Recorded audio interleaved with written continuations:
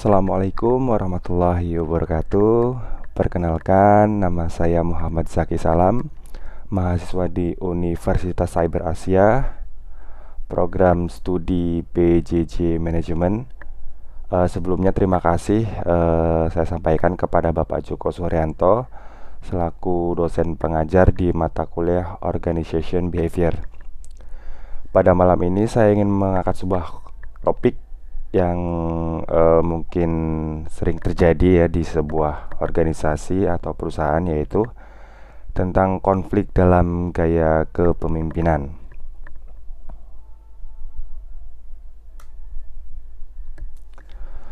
Pokok pembahasan yang ingin saya sampaikan yaitu ada 5 pokok pembahasan. Yang pertama ada gambaran umum konflik dalam gaya kepemimpinan. Yang kedua ada jenis-jenis konflik dalam gaya kepemimpinan. Yang ketiga ada penyebab terjadinya konflik. Yang keempat yaitu dampak dari konflik. Dan yang kelima yaitu cara menangani konflik. Masuk ke pembahasan yang pertama, yaitu gambaran umum konflik dalam gaya kepemimpinan. Seperti yang kita ketahui, konflik dalam gaya kepemimpinan adalah situasi di mana terdapat perbedaan dalam cara seseorang pemimpin dalam memimpin dan bagaimana anggota tim atau organisasi meresponnya. Konflik ini bisa muncul dari berbagai faktor, termasuk perbedaan gaya kepemimpinan itu sendiri, perbedaan nilai dan kepentingan, serta masalah komunikasi. Yang kedua yaitu jenis-jenis konflik dalam gaya kepemimpinan. Yang pertama ada konflik antara gaya kepemimpinan yang berbeda, yaitu misalnya seorang pemimpin yang otoriter mungkin berkonflik dengan anggota tim yang lebih menyukai gaya kepemimpinan yang partisipatif.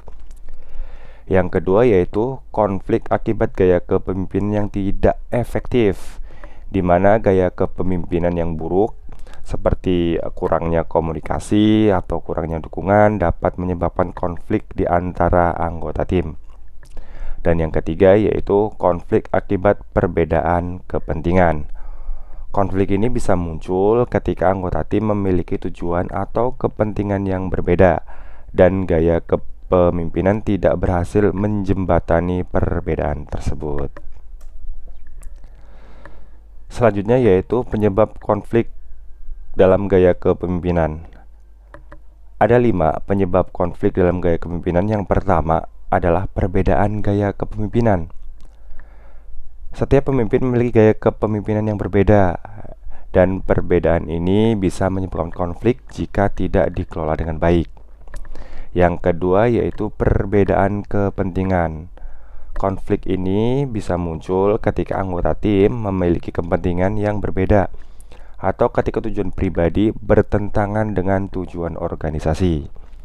Yang ketiga yaitu komunikasi yang buruk.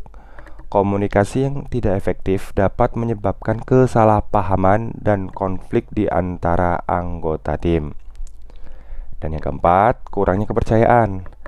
Jika anggota tim tidak percaya pada pemimpin mereka, konflik dapat dengan mudah muncul.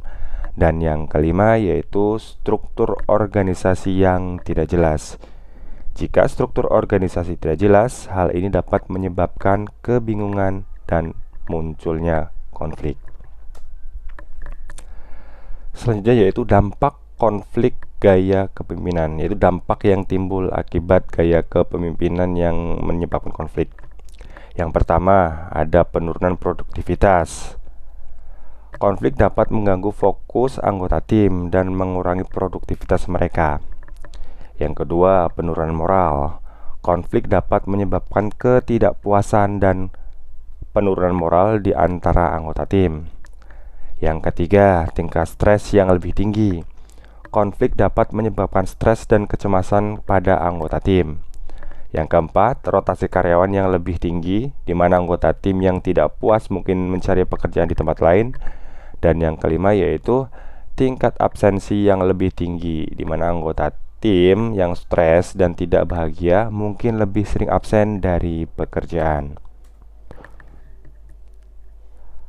Pembahasan terakhir yaitu cara mengatasi konflik di gaya kepemimpinan. Yang pertama, Ada identifikasi akar masalahnya. Langkah pertama adalah mengidentifikasi akar masalah dari timbulnya konflik. Apakah itu perbedaan gaya kepemimpinan, kepentingan yang berbeda, atau masalah komunikasi? Yang kedua, komunikasi yang efektif. Komunikasi yang terbuka dan jujur sangat penting untuk menyelesaikan konflik. Yang ketiga, bisa mediasi. Seorang mediator yang netral dapat membantu anggota tim untuk menyelesaikan perbedaan di antara mereka. Yang keempat, keterbukaan terhadap perubahan. Pemimpin dan anggota tim harus bersedia untuk berkompromi dan membuat perubahan untuk menyelesaikan konflik. Yang kelima, menciptakan lingkungan yang positif, yaitu pemimpin harus menciptakan lingkungan kerja yang positif dan mendukung di mana anggota tim merasa dihargai dan didengar. Yang kelima, ada pelatihan kepemimpinan. Pelatihan kepemimpinan dapat membantu pemimpin untuk mengembangkan keterampilan komunikasi dan manajemen konflik yang lebih baik.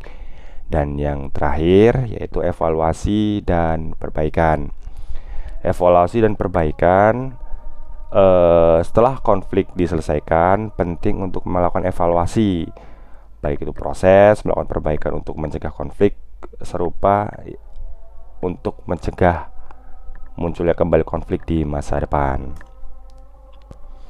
Kesimpulan, yaitu dengan memahami penyebab dan dampak konflik di gaya kepemimpinan serta dengan menerapkan strategi yang tepat, organisasi dapat mengatasi konflik ini dengan menciptakan lingkungan kerja yang lebih harmonis dan produktif. Sekian pemaparan yang dapat saya sampaikan, kurang lebihnya mohon dimaafkan. Terima kasih. Assalamualaikum warahmatullahi wabarakatuh.